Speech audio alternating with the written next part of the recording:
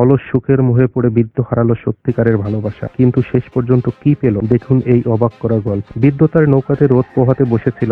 হঠাৎই দ্বীপের এক সুন্দরী মেয়েকে দেখতে পেল। মেয়েটি কেবল মিষ্টি ও সরল স্বভাবেরই ছিল না, তার আকর্ষণীয় শরীরও ছিল। কিন্তু এমন নিখুঁত মেয়েটির স্বামী ছিল একদমই উল্টো, ময়লা ও আগোছালো। এটা দেখে বৃদ্ধের হিংসে হলো। সে ইশারায় মেয়েটিকে নৌকায় উঠতে ডাকলো।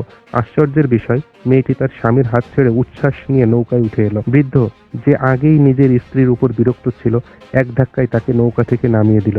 এভাবে নিজের স্ত্রীকে ছেড়ে নতুন সঙ্গী নিয়ে বৃদ্ধ রওনা দিল। অন্যদিকে যে স্ত্রীকে ফেলে দেওয়া হলো সে খুবই কষ্ট পেল। তবে দ্বীপের সেই ময়লা ও অগোছালো পুরুষ তাকে আপন করে নিল।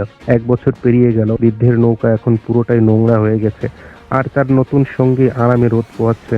বৃদ্ধ, যে আগে আরাম করে সময় কাটতো, এখন নোংরা অবস্থায় কাজ করছে। তখন সে হঠাৎই তার পুরনো স্ত্রীকে দেখে। দ্বীপের সেই পুরুষ তাকে খুবই ভালোবাসে আর তার মুখে শান্তির ছাপ। বৃদ্ধ আবার দ্বীপে এসে নতুন করে স্ত্রী বদলানোর কথা ভাবে, কিন্তু তার পুরনো স্ত্রী বর্তমান সঙ্গী ঝাড়ু হাতে নিয়ে তাদের তাড়িয়ে দিল। নৌকা দূরে সরে যেতে না যেতেই পুরনো সঙ্গী আর নতুন স্ত্রী কেউই তাদের নিয়ে ভাবলো না। বৃদ্ধ তখন নিজের ভুল বুঝতে পারে। সেভাবে এক সময় তার স্ত্রী তাকে কত ভালোবাসতো। সে রোদ পোহানোর সময় জুতো তার মুখে পড়লেও সেটা তুলে নিজের হাতে পরিয়ে দিত। আর এখনকার এই সুন্দরী শুধু খায় আর অলস বসে থাকে, একেবারে নিরর্থক।